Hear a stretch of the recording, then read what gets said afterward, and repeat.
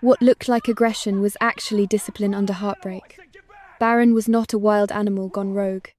He was a highly trained protector, holding the line for the one human he trusted most. When everyone else saw a threat, one young nurse recognized the language of trauma, loyalty, and command. What followed reveals how deep the bond between handler and K9 can truly run, even when grief pushes instinct to the edge. The hospital trauma center issued a code black, but it was not for the patient. It was for the loyal guardian who would not leave his side. For 6 hours, a war dog named Baron held an advanced trauma room hostage. He stood over his Navy SEAL handler's body, ready to attack anyone who came near. Snipers got into position with authorization to take the shot already given. But then a quiet 23-year-old nurse did the last thing anyone expected. She stepped into the dangerous room, holding out her bare arm. Her only weapon was not a gun, but a tattoo. What happened next left everyone stunned. This single event would forever change the hospital.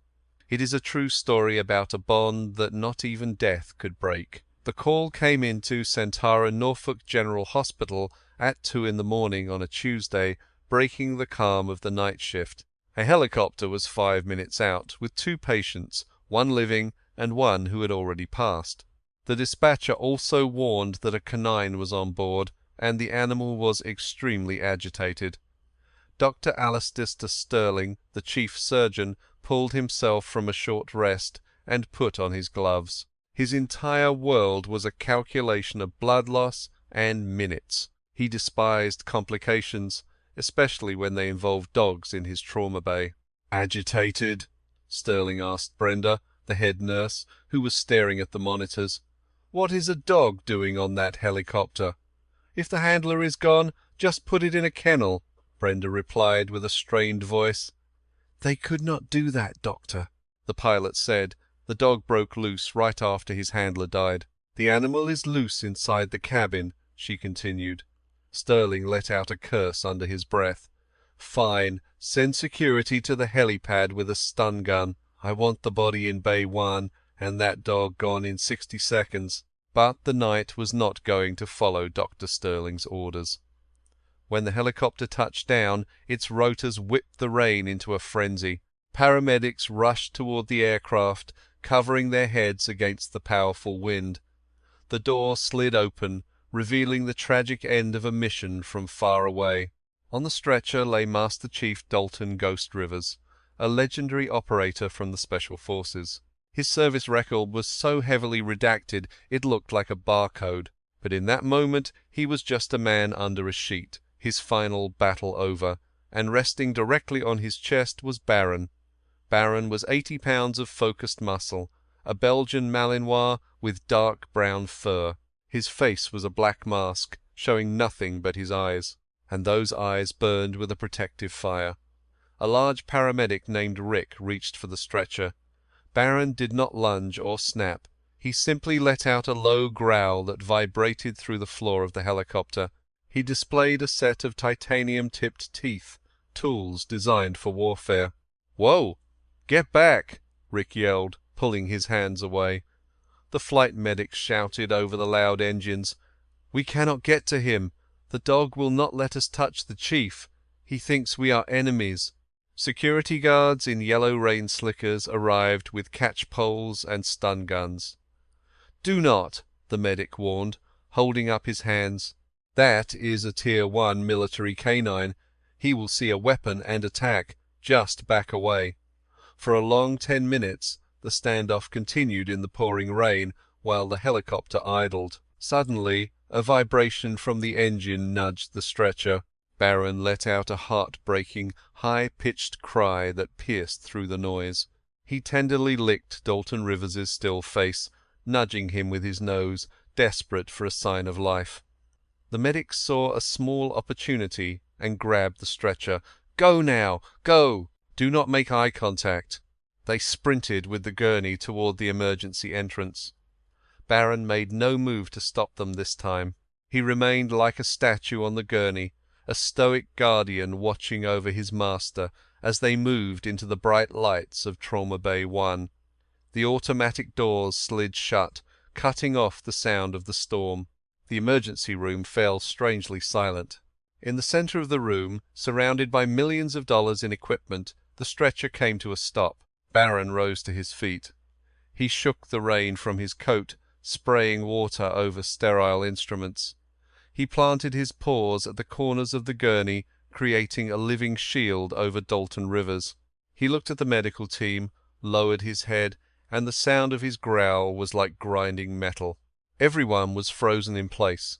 Tucked into a corner by a supply cart was the new nurse, Cassidy June.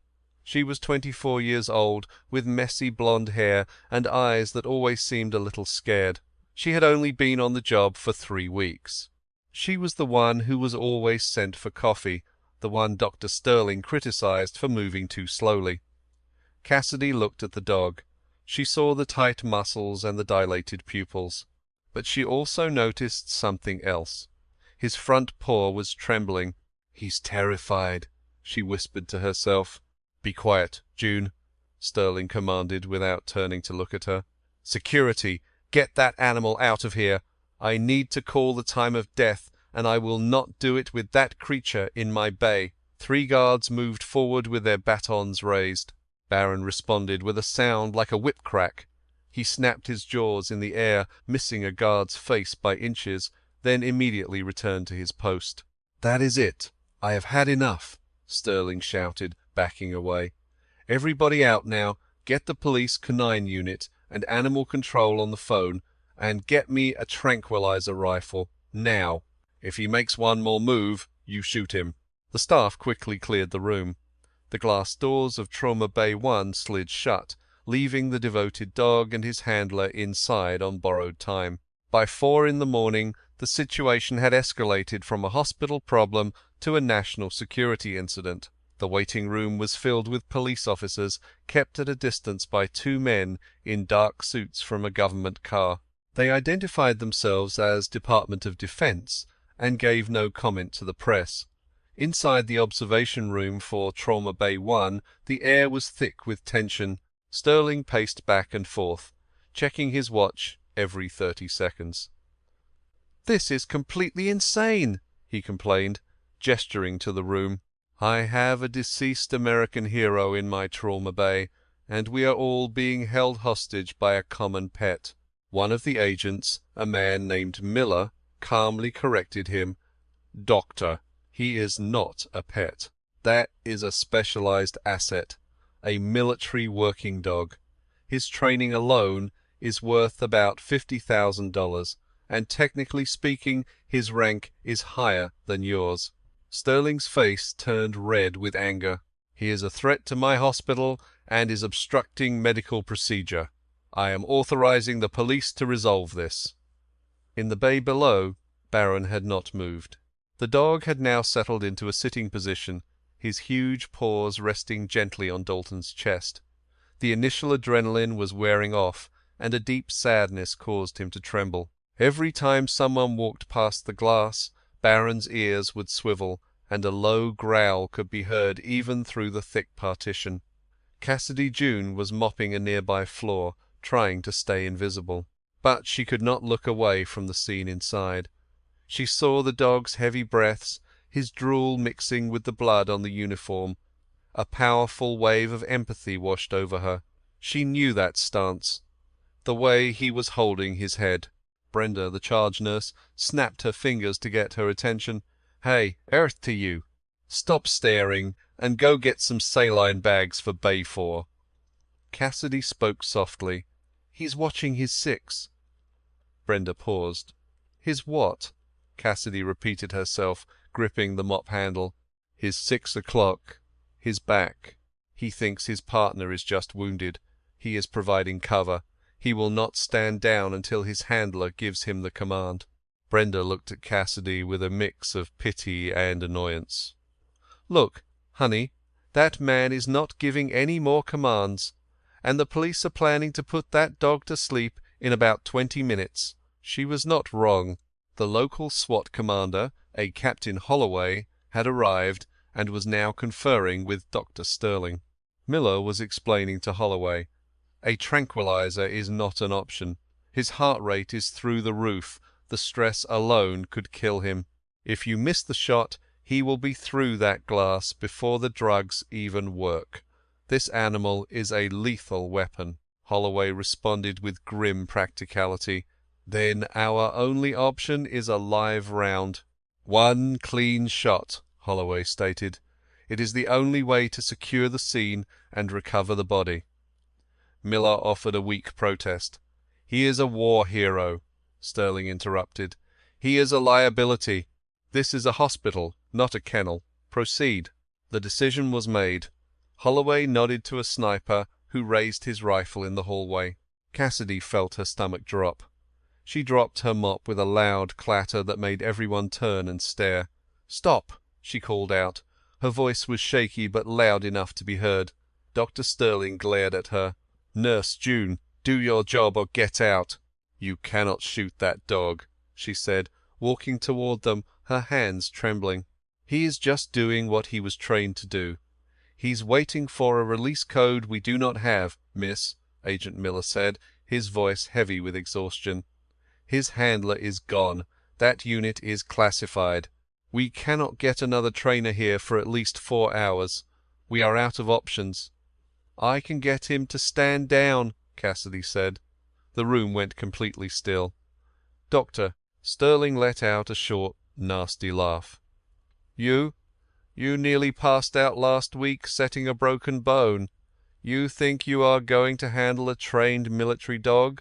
"I know, Baron," Cassidy said, her voice now filled with a strange confidence. "I know the protocols." "You are a new nurse from Ohio," Brenda scoffed. "Please," Cassidy begged, turning her attention to Agent Miller, "just give me 5 minutes. If I cannot get him to relax, then you can do what you have to do. But do not let a hero die because he loved his partner too much." Miller looked from the sniper to the terrified young woman. He checked his watch. "You have 3 minutes. And nurse, if he moves on you, we are shooting through you to stop him. Understood?" Cassidy just nodded. She took a single, deep breath. She hit the button to open the glass doors. The doors opened with a hiss, like a sigh of released pressure. Inside the bay, the air was heavy with the scent of blood, wet fur, and sterilized equipment. Baron was on his feet in a split second, but this time there was no bark. He was completely silent, his ears pinned back, his body as rigid as stone. He crouched low, his body coiled like a powerful spring. Cassidy stepped inside the room. The doors slid closed, sealing her in with the danger. Outside, the hospital staff, police, and federal agents stared through the glass. Dr. Sterling shook his head. "She is going to get herself torn apart. Prepare a trauma team for massive blood loss." Cassidy paused about 10 feet from the gurney. She deliberately avoided the dog's eyes, a dangerous challenge. She did not look at the fallen soldier. Instead, her gaze fell to the dog's paws. "Hey, buddy," she said in a low voice. Baron answered with a gut-wrenching roar, a sound that could stop a human heart. He snapped his massive jaws, the sound cracking through the sterile room. He moved, stepping off the gurney to block Cassidy's path to Dalton. Up close, the dog was a giant. A long, white scar cut a line through the black fur on his muzzle. Cassidy remained perfectly still. She didn't even blink. Turning her body sideways, she made herself seem smaller and less of a threat. "Fuss!" she commanded gently. It was the German command to heel. Baron's ears flickered. He understood the command, but he had no intention of obeying. He took another step closer, the fur on his spine bristling like a hyena's. He was now just 5 feet away. One jump was all it would take. "He is going to rip her to shreds," Holloway said from outside, raising a hand to signal the sniper. Cassidy saw the dog's muscles bunch, preparing to launch. She knew she had only seconds. Words were useless now. This dog was deep in the red zone, a place where training vanishes and raw instinct and grief take over. He needed a visual cue. He needed to see a sign of command. With extreme slowness, Cassidy lifted her left arm. She wore a standard navy blue nurse's uniform. With her right hand, she reached for the sleeve at her left shoulder. Barron snarled at the slow movement. He bared his teeth, ready to attack the arm. Cassidy gripped the fabric and carefully began to push it upward. She rolled it past her elbow, revealing old, faded scratch marks, moving all the way to her shoulder. There, tattooed on the pale skin of her upper arm, was a symbol. This was not a butterfly or a rose. It was a dark and intricate geometric design. A stylized spear, broken in half, was entwined with a lightning bolt, with a paw print set in the middle. Beneath the image were the letters K9DH Unit 4. Barron froze. The big dog cocked his head. The deep growl died in his chest, and he took a sharp, sudden breath. His eyes, which had been wild with fury, were now locked on the tattoo. It was the official insignia for the Dark Horse K9 unit, a top-secret black operations program that officially did not exist. Cassidy continued. She tapped the tattoo twice with 2 fingers. Then she dropped to her knees on the blood-smeared floor, bringing herself to the dog's level in a gesture of absolute trust. "Barron," she said, her voice filled with an emotion none of the hospital workers had ever heard before. "Barron, stand down. Your watch is over." The powerful dog began to tremble. He glanced at the dead man, then at the woman, and then back to the tattoo. He took a single, slow step toward her. He tested the air. He smelled the sharp scent of hospital cleaner, but he also caught something else on her. He smelled gun oil. He smelled the fresh scent of pine trees from long ago. He smelled a memory. Barron let out a low whimper that broke the heart of every single person watching. He walked straight to Cassidy. He did not attack. He pressed his massive head into her chest so hard it pushed the air from her lungs. Cassidy threw her arms around the giant dog's neck and buried her face in his damp fur. She began to sob. "I know," she whispered into his ear. "I know, my boy.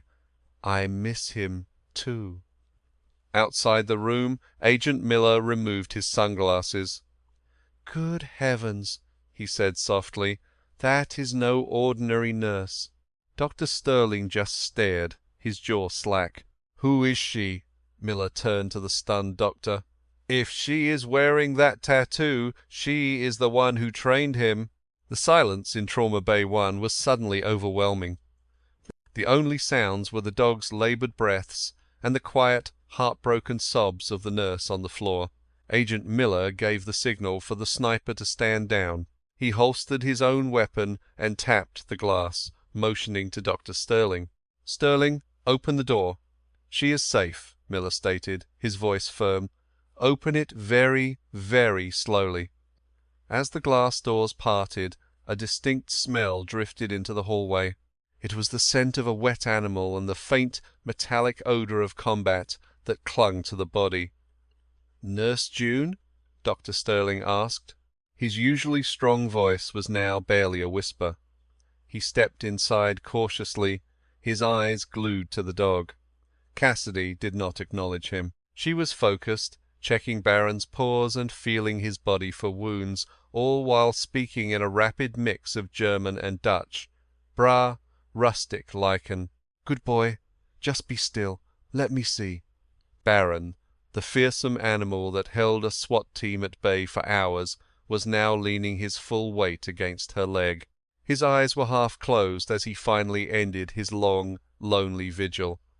Cassidy. Agent Miller stepped into the room. He looked past the dog to the tattoo on her arm. "I have not seen a Dark Horse brand in 3 years. That entire program was supposed to have been shut down."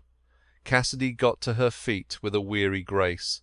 She wiped her eyes with the back of her hand, smearing dog saliva across her cheek. In that moment she seemed much older.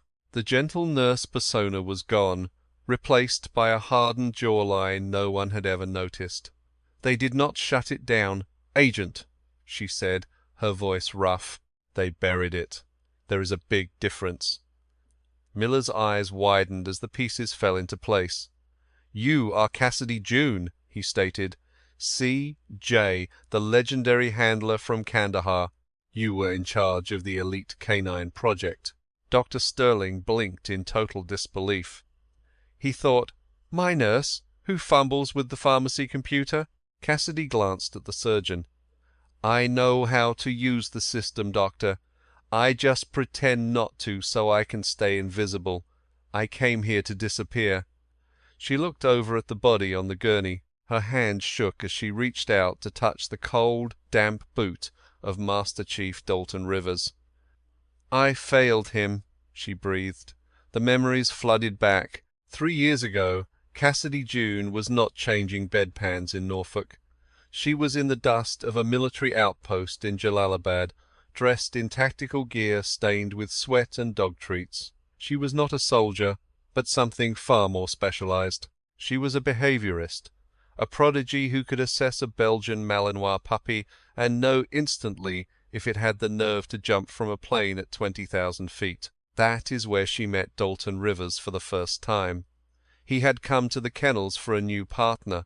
His previous dog, a shepherd named Rex, had been killed by a roadside explosive. Dalton was bitter and closed off, and he did not trust the 21-year-old woman running the program.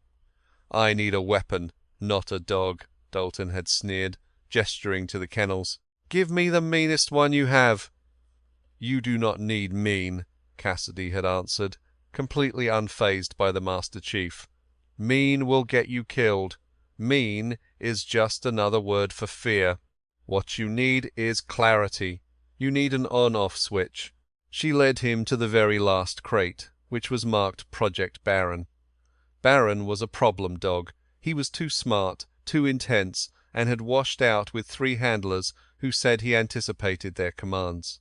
If a handler hesitated for a split second, he would take charge. In combat, that kind of independence was incredibly dangerous.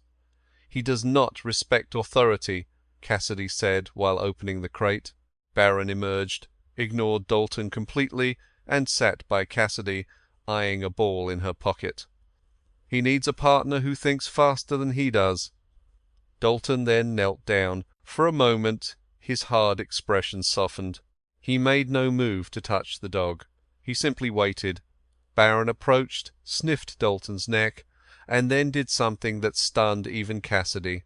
He lifted his paw and placed it firmly on Dalton's knee.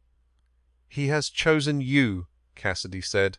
Over the next 6 months, Cassidy built the bridge between the man and the dog. She taught them to match their breathing. She taught Dalton to read the slightest twitch of Baron's ears. She taught Baron that Dalton's heartbeat was the only sound that mattered on a mission. And somewhere amidst the dust and heat, the lines between them all began to fade. Cassidy and Dalton grew incredibly close.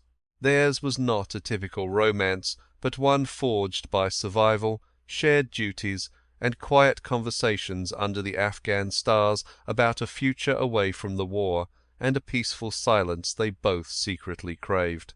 Dalton told her once, while scratching Baron's ears, "When my time is up, I am taking him, and then I am coming for you. We will start a kennel. No more fighting. Promise?" she had asked. He smiled and replied, "Seal's honor." Then came the mission in the Pesh Valley. Cassidy was not authorized to go, but she followed the radio chatter from the command center. She heard the ambush start. She heard the deafening explosion, and then there was only radio silence. The official report stated Dalton was evacuated with critical injuries, but had survived. Baron was listed as lost in the firefight, presumed killed in action.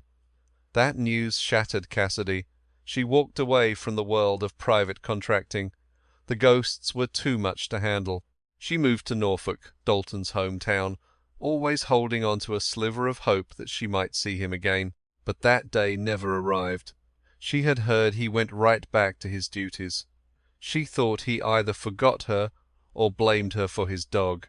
So she became a nurse, choosing to heal instead of harm. Back in the emergency room, Cassidy focused. He found him, she told the room, petting Baron's fur.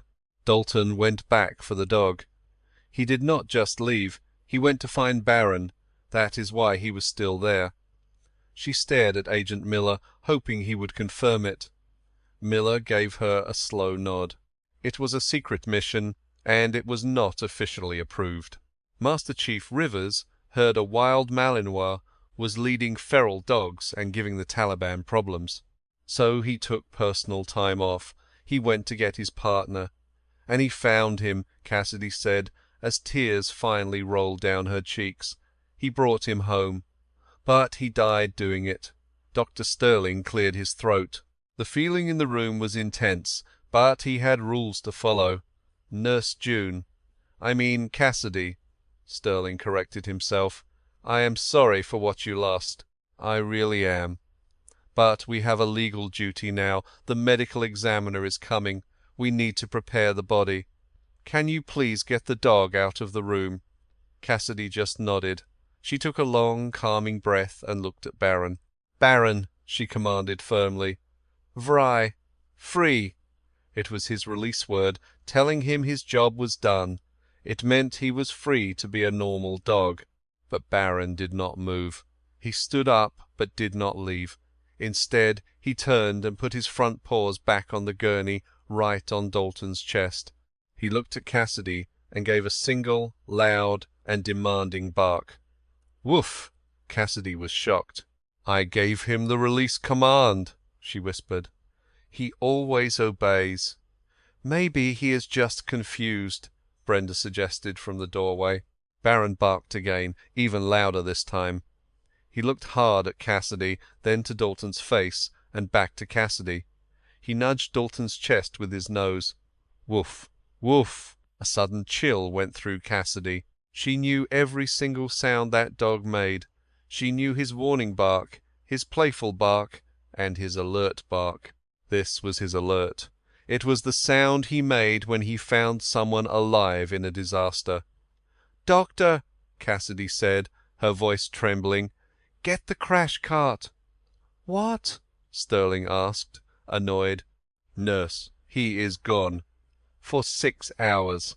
The flight medic confirmed it. His body is already getting stiff. Get the cart, Cassidy shouted, her stare so fierce the guards flinched. The dog is alerting. He is signaling that he found someone alive. That is completely ridiculous, Sterling said with a scoff. His skin is pale. His body is ice cold. Baron is never wrong, Cassidy shot back. She grabbed a stethoscope from the wall. She did not wait for permission. She moved past the dog, who let her by but blocked everyone else, and put the tips in her ears. She pulled the warm blanket off the body. She pressed the end of the stethoscope against Dalton Rivers' still, scarred chest. The entire room went silent. Cassidy closed her eyes, pressing down harder, trying to hear anything over the hospital's quiet hum. Thump! The sound was so quiet, like a drop of water far away. She continued to listen. 5 seconds went by, then 10. Thump! Cassidy's eyes snapped open. She stared at Dr. Sterling, her face as pale as a sheet. He is not gone, she whispered. He is in a Lazarus state. His heart rate is incredibly slow. It is likely severe cold, hidden by some kind of drug. Sterling rushed over. This is absurd. He took the stethoscope from her to listen. In that 1 second, all his pride vanished. Code Blue, Sterling yelled to the team. I have a heartbeat. It is faint, but it is there. I need epinephrine. I need warm saline. Warm everything up. We need to intubate. Go. Let's go now. The trauma room exploded into controlled activity. This was not the usual calm pace of a hospital code. This was more like doing surgery in a war zone. I need to get to the femoral artery, Sterling shouted. Nurse, cut off his pants. Put a warming blanket on him. We cannot get close to him, yelled Rick, the paramedic. He tried to get closer with the defibrillator, but Baron growled and snapped at him. The dog was now confused. All the shouting and movement toward his handler seemed like another threat. He jumped forward, his teeth grabbing a doctor's sleeve. "Someone get that dog out of here!" Sterling screamed. "I cannot operate with a wolf in here." "No!" Cassidy yelled back. She was doing two things, prepping an IV line with one hand and holding Baron's collar with the other. If he leaves, he will break down the door. He knows Dalton is alive. Well, you better control him, June, or I promise I will put him to sleep myself. Cassidy instantly knelt beside the gurney, right in the middle of the chaos. She held Baron's face in her hands, forcing the dog to look at her. Baron, Platts, blue. The dog was shaking with stress, his eyes darting to the doctors working on Dalton.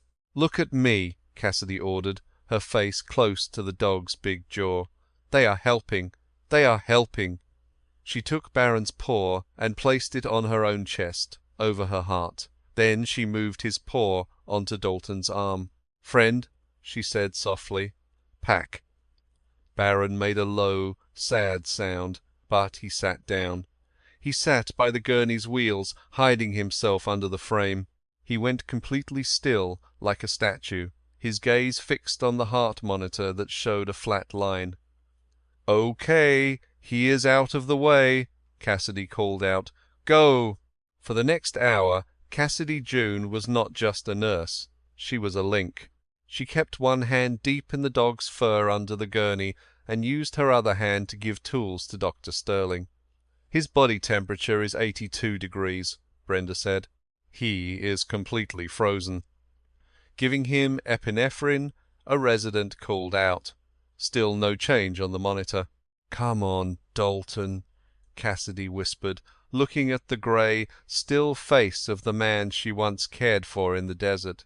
"You did not survive all of this just to die here in Norfolk. You have to fight." Under the gurney, Baron began to howl. It was not a loud noise. It was a low, steady, and musical sound. He was singing to his Master Chief. "What is that sound?" Sterling asked, with sweat on his brow. "He is calling him home," Cassidy answered. "Just keep going." And then the monitor beeped. A shaky, uneven green line appeared.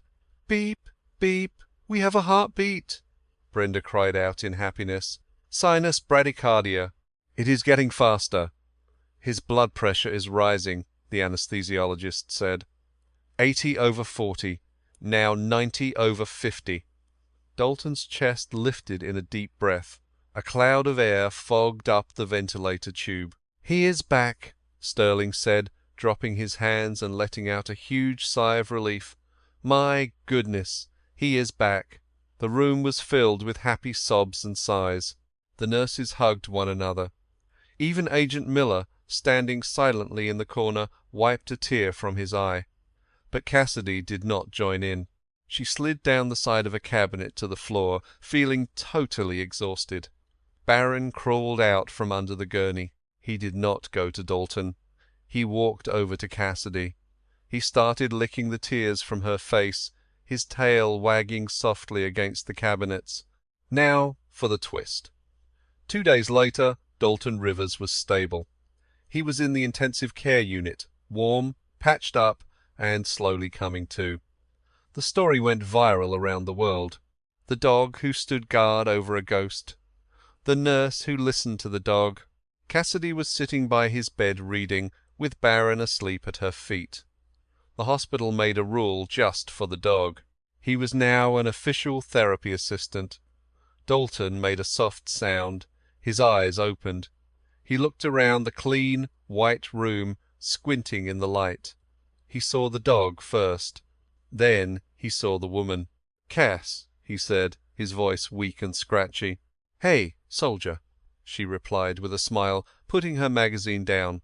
"You really took your sweet time waking up." "I had to go find him," Dalton whispered. "I had to keep a promise."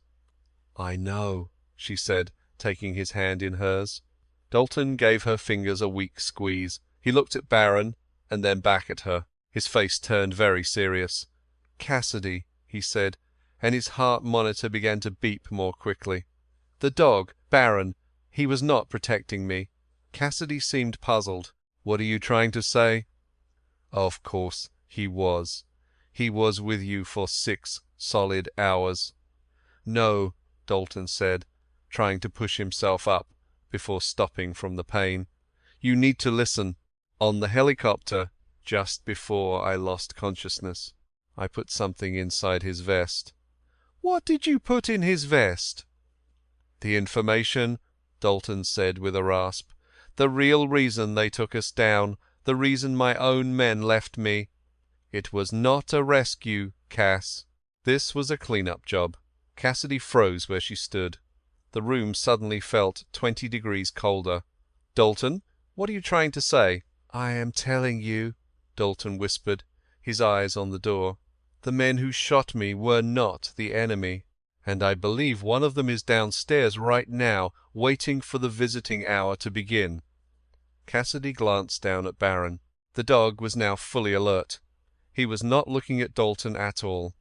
His eyes were locked on the door to the room, and a deep growl rumbled in his chest. The steady beep of the heart monitor was the only sound that matched the adrenaline rushing through Cassidy's veins. Dalton's words filled the air like a heavy fog.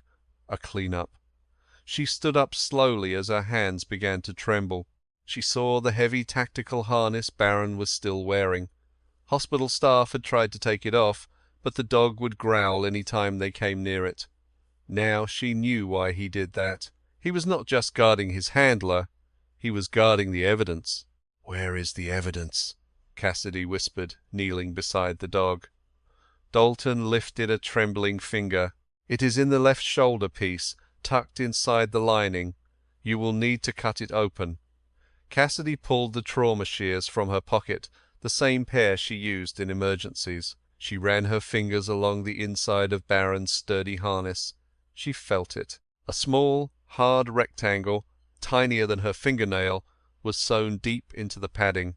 She drove the shears into the fabric and made a small slice.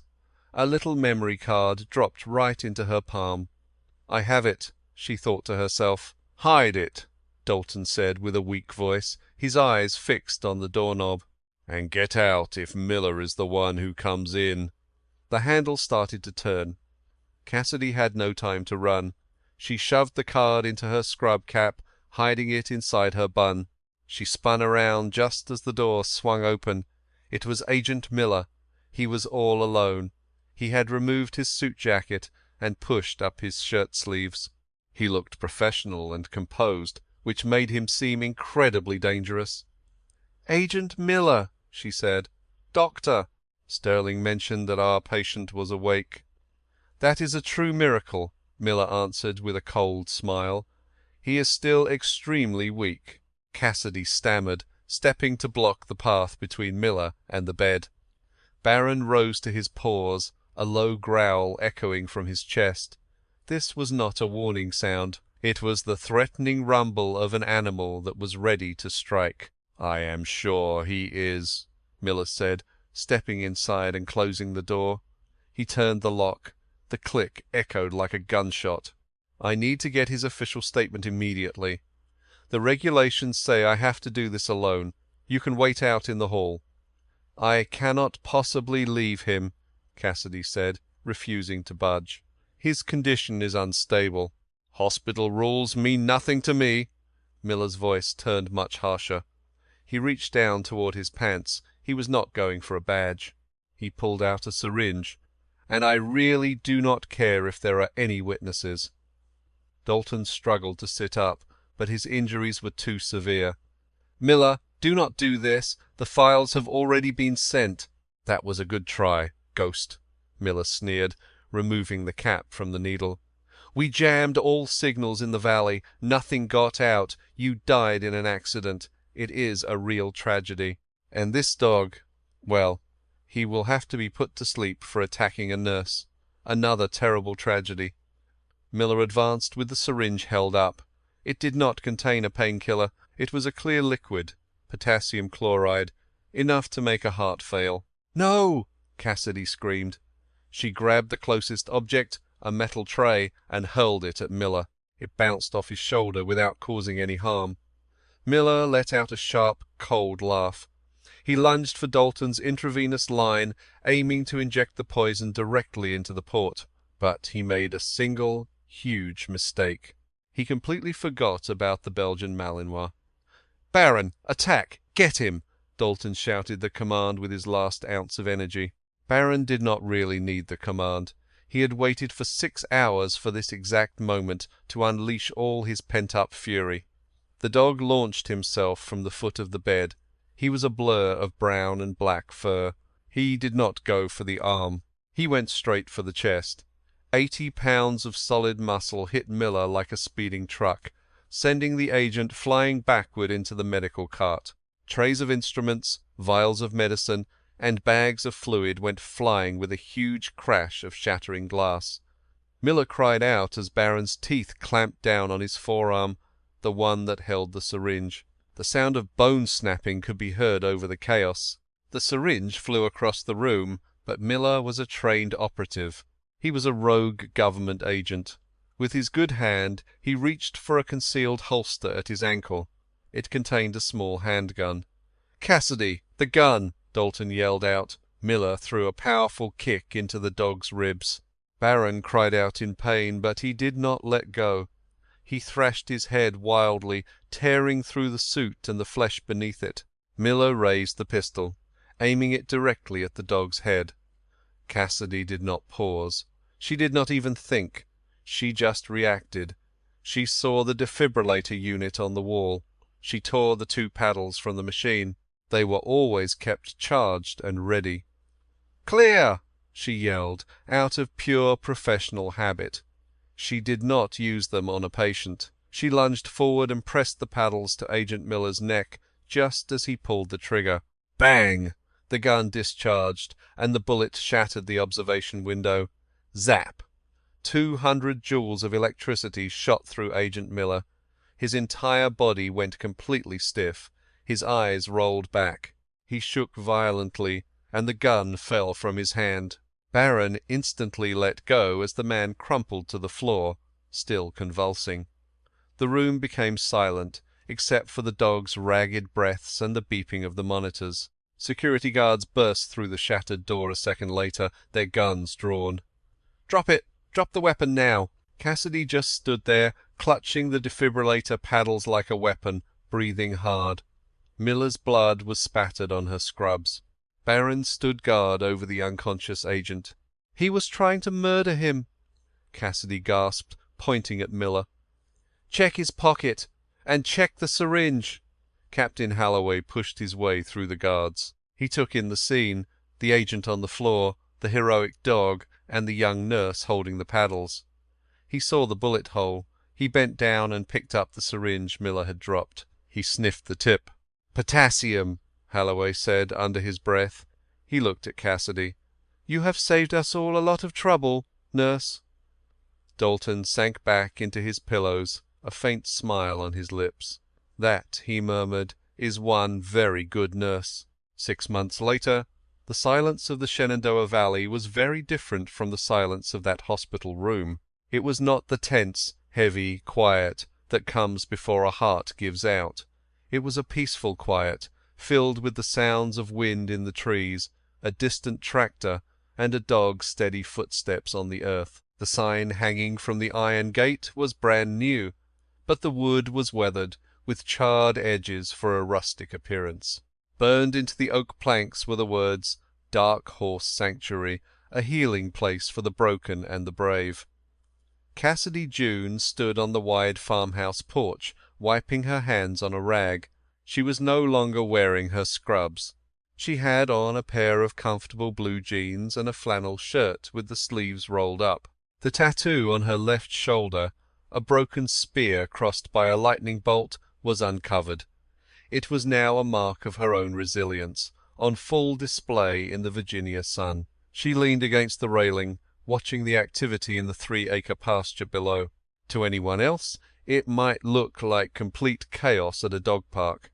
To Cassidy, it was a perfectly tuned system of recovery. There were a dozen dogs in that field. Not a single one of them was ordinary. A German shepherd with a titanium prosthetic leg, a survivor of a cartel raid in Mexico, a jumpy, scarred Dutch shepherd retired from the police force due to a fear of loud noises, and a blind Labrador who lost his vision while sniffing out bombs. These were the forgotten heroes, the dogs that the system had used up and then thrown away. But in the centre of it all, acting as a calm anchor, was Baron. The Belgian Malinois was a new dog. His tactical harness was gone, replaced by a simple, sturdy leather collar. His coat, once matted with the dirt of combat, now gleamed like gunmetal. He moved with a confident, regal air, weaving between the other dogs. He would stop small arguments with just a look, and gently guide the blind lab away from the fence line. He was the alpha of this pack, but he did not lead them with intimidation. He led them with his own experience of survival. The screen door creaked open behind Cassidy. That noise was followed by the heavy, uneven step of a boot, and then the soft tap of a cane. "You are staring at him again," a deep voice commented. Cassidy smiled without turning around, just making sure he is not teaching the new guy how to dismantle the tractor. Dalton Rivers stepped out onto the porch. He was thinner than in the hospital, his combat-ready frame now a leaner, tougher build. He walked with a noticeable limp, a permanent reminder of the crash and the cold that nearly took his leg. But he was on his own 2 feet. He was holding 2 steaming mugs of coffee. He handed one to Cassidy and leaned beside her on the railing, taking the weight off his bad leg. "He still misses it, you know," Dalton said quietly, as he watched Baron track a hawk circling high above. "The mission, the action. You can take the dog out of the fight, but I am not so sure you can take the fight out of the dog." "He is not in a fight any more, Dalton," Cassidy replied softly, blowing steam from her coffee. "He is on watch. That is different. He knows this is his new home to protect." Dalton took a sip of his coffee, its familiar warmth a comfort to him. "I know exactly what you mean. The past 6 months felt like a lifetime that neither of them could have ever predicted. What happened at the Norfolk hospital started a domino effect that reached the highest levels of the Pentagon. The small memory card Dalton tucked into Baron's vest carried more than mission details. It held proof of an illegal weapons operation run by a shadow group within the Defense Department, a group led by Agent Miller. The fallout from that single discovery was enormous. A storm of hearings, court appearances, and media coverage followed, making Dalton and Cassidy famous overnight. She was known as the angel with the tattoo, and he was the ghost who returned. But they didn't want any of that attention. The same day Dalton received his honourable discharge and a Purple Heart, he simply put the medal away in a drawer. They used his pension and her savings to buy this peaceful farm. They had vanished again, but this time they chose to. "They're sentencing Miller today," Dalton said, his voice breaking the morning quiet. He looked out at the distant trees, avoiding Cassidy's eyes. A slight chill ran down her spine. "That is why I left the television off." "He got life in prison, no possibility of parole," Dalton said. "They are sending him to Leavenworth. He nearly got a death sentence, but he cut a deal to expose his entire network." "Good," Cassidy said, her voice like cold steel. She looked at the pale scar on her arm, a phantom trace of where Miller had grabbed her. "I hope he rots." "Oh, he will," Dalton promised, clearing his throat and shifting his weight on his cane. The Pentagon called again. Cassidy turned to face him, raising an eyebrow with curiosity. "Let me take a wild guess," she said. "They want Baron for a photo shoot, or they want you as a consultant for their new training programs?" "They want both," Dalton replied, with a short, bitter laugh. "And they want to give Baron the Dickin Medal. It is like the Medal of Honor, but for animals. They want a huge ceremony in Washington, D.C., the whole big show. And what did you tell them?" Dalton's gaze shifted to the dogs. Baron was not running anymore. He stood completely still, his nose in the air, tasting the wind that drifted down from the hills. He looked powerful, a perfect sculpture of instinct and loyalty. "I told them no," Dalton said softly. A genuine, warm smile lit up Cassidy's face, creating tiny lines around her eyes. "Why did you do that?" "Because he does not need some medal," Dalton replied, his voice filled with emotion. "A medal is just a piece of metal. It is for people. It makes them feel better after they send dogs into harm's way. Baron does not care about shiny objects. He cares about his pack. He cares about his job." Dalton turned back to Cassidy. He took her hand, his calloused fingers gently wrapping around hers. "Anyway," Dalton whispered, "he already has his greatest reward. He has us. He made it home." Cassidy squeezed his hand softly. "We all made it home." Just then a loud bang from the road shattered the silence as a truck backfired. The world changed in an instant. The dogs in the pasture yelped and scattered. The blind Labrador just ran in panicked circles, crying softly. But Baron did not flee. He instantly dropped into a protective crouch. The hair on his back bristled, and he showed his teeth. He put his body right between the farm's gate and the other animals. Then he released that same low, rumbling growl that had frozen an entire SWAT team. On the porch, Dalton jumped, his hand going to his hip for a gun he no longer carried. Cassidy felt her own heart hammering in her chest. And then, just as suddenly as it began, it was quiet again. The sound of the truck faded into the distance. Baron stayed in his position for 10 more seconds. He scanned the entire property with intense focus. Then he looked up at the porch, and his eyes locked with Dalton's. Dalton gave a barely perceptible nod. "All clear," he whispered. Baron let out a heavy breath. He stood up, gave his body a hard shake to get rid of the tension, and trotted over to the blind dog, giving him a comforting nudge with his nose. "Do you see that?" Cassidy whispered, her eyes filling with tears. "He is still protecting us." Dalton looked at the woman who had saved his life, not with medical tools, but with pure courage. He looked at the ink on her arm that had impossibly deflected a bullet. He looked down at the cane that he now relied on. "We are quite a collection of broken things, aren't we, Cass?" he said quietly. Cassidy stepped in closer, putting her arms around his waist. She laid her head against his chest, listening to the solid, steady rhythm of a heart that had once been still. "We are not broken, Ghost," she declared, her voice quiet but strong. "We are mended. That is the whole point of kintsugi. The gold that seals the cracks makes the piece even more beautiful and strong." Dalton placed a soft kiss on the top of her head. "You and your amazing stories."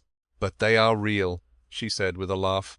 Baron had left the other dogs and was making his way toward the porch. He climbed the wooden stairs, his claws making a gentle tapping sound. He did not stop for water. He did not go to his usual spot.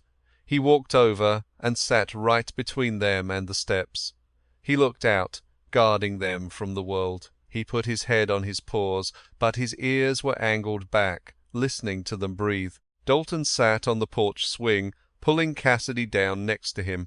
The sun started to go down, painting the sky in brilliant shades of purple and orange, colors that brought back memories of Afghanistan, but this time without the fear. "Hey, Baron," Dalton said in a low voice. The dog's ear flickered. "Your shift is over, buddy," Dalton told him. "You are relieved of duty." Baron lifted his head. He looked from Dalton to Cassidy. He let out a long, contented sigh that seemed to make the entire porch gently shake.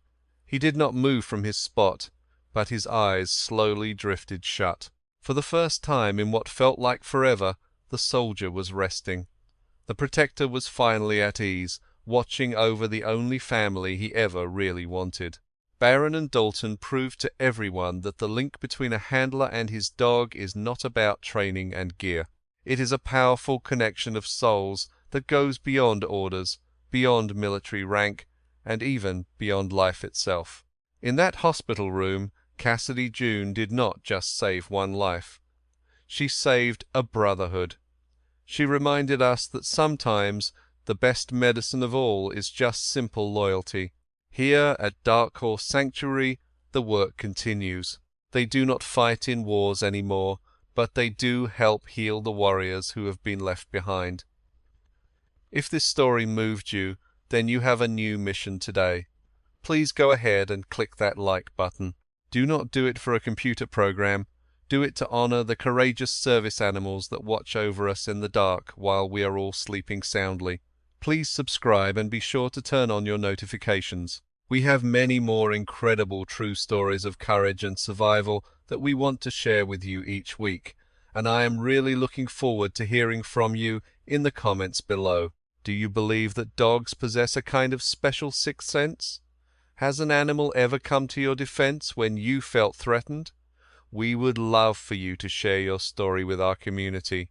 Until we share our next story, please be safe, hold your loved ones tight, and keep tuning in. They had vanished again, but this time they chose to. "They're sentencing Miller today," Dalton said, his voice breaking the morning quiet. He looked out at the distant trees, avoiding Cassidy's eyes. A slight chill ran down her spine. "That is why I left the television off." "He got life in prison, no possibility of parole," Dalton said. "They are sending him to Leavenworth. He nearly got a death sentence, but he cut a deal to expose his entire network." "Good," Cassidy said, her voice like cold steel. She looked at the pale scar on her arm, a phantom trace of where Miller had grabbed her. "I hope he rots." "Oh, he will," Dalton promised, clearing his throat and shifting his weight on his cane. The Pentagon called again. Cassidy turned to face him, raising an eyebrow with curiosity. "Let me take a wild guess," she said. "They want Barron for a photo shoot, or they want you as a consultant for their new training programs." "They want both," Dalton replied, with a short, bitter laugh. "And they want to give Barron the Dickin Medal. It is like the Medal of Honor, but for animals. They want a huge ceremony in Washington, D.C., the whole big show. And what did you tell them?" Dalton's gaze shifted to the dogs. Barron was not running anymore. He stood completely still, his nose in the air, tasting the wind that drifted down from the hills. He looked powerful, a perfect sculpture of instinct and loyalty. "I told them no," Dalton said softly. A genuine, warm smile lit up Cassidy's face, creating tiny lines around her eyes. "Why did you do that?" "Because he does not need some medal," Dalton replied, his voice filled with emotion. "A medal is just a piece of metal. It is for people. It makes them feel better after they send dogs into harm's way. Barron does not care about shiny objects. He cares about his pack. He cares about his job." Dalton turned back to Cassidy. He took her hand, his calloused fingers gently wrapping around hers. "Anyway," Dalton whispered, "he already has his greatest reward. He has us. He made it home." Cassidy squeezed his hand softly. "We all made it home." Just then a loud bang from the road shattered the silence as a truck backfired. The world changed in an instant. The dogs in the pasture yelped and scattered. The blind Labrador just ran in panicked circles, crying softly. But Barron did not flee. He instantly dropped into a protective crouch. The hair on his back bristled, and he showed his teeth. He put his body right between the farm's gate and the other animals. Then he released that same low, rumbling growl that had frozen an entire SWAT team. On the porch, Dalton jumped, his hand going to his hip for a gun he no longer carried. Cassidy felt her own heart hammering in her chest. And then, just as suddenly as it began, it was quiet again. The sound of the truck faded into the distance. Barron stayed in his position for 10 more seconds. He scanned the entire property with intense focus. Then he looked up at the porch, and his eyes locked with Dalton's. Dalton gave a barely perceptible nod. All clear, he whispered. Baron let out a heavy breath.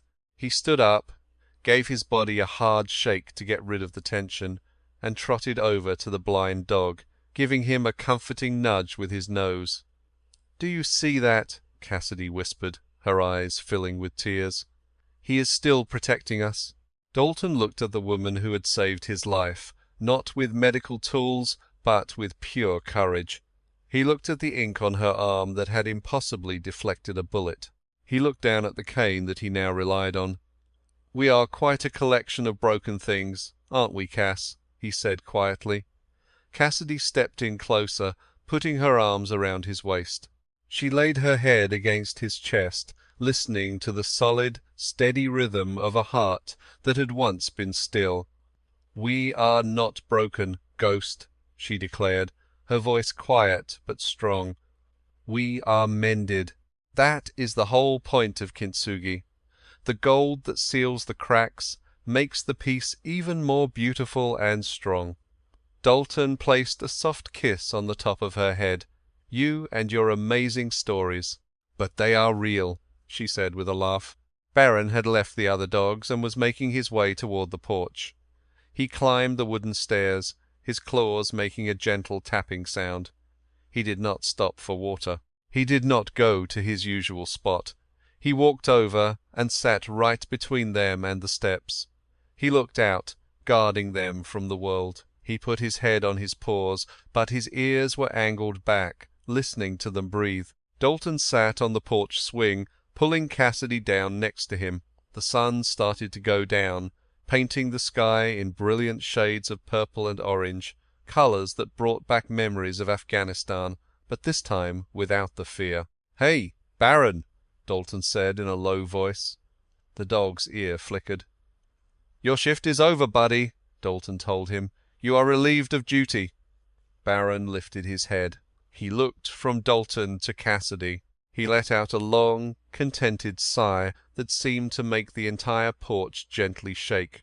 He did not move from his spot, but his eyes slowly drifted shut. For the first time in what felt like forever, the soldier was resting. The protector was finally at ease, watching over the only family he ever really wanted. Baron and Dalton proved to everyone that the link between a handler and his dog is not about training and gear. It is a powerful connection of souls that goes beyond orders, beyond military rank, and even beyond life itself. In that hospital room, Cassidy June did not just save one life. She saved a brotherhood. She reminded us that sometimes the best medicine of all is just simple loyalty. Here at Dark Horse Sanctuary, the work continues. They do not fight in wars anymore, but they do help heal the warriors who have been left behind. If this story moved you, then you have a new mission today. Please go ahead and click that like button. Do not do it for a computer program. Do it to honor the courageous service animals that watch over us in the dark while we are all sleeping soundly. Please subscribe and be sure to turn on your notifications. We have many more incredible true stories of courage and survival that we want to share with you each week, and I am really looking forward to hearing from you in the comments below. Do you believe that dogs possess a kind of special sixth sense? Has an animal ever come to your defense when you felt threatened? We would love for you to share your story with our community. Until we share our next story, please be safe, hold your loved ones tight, and keep tuning in.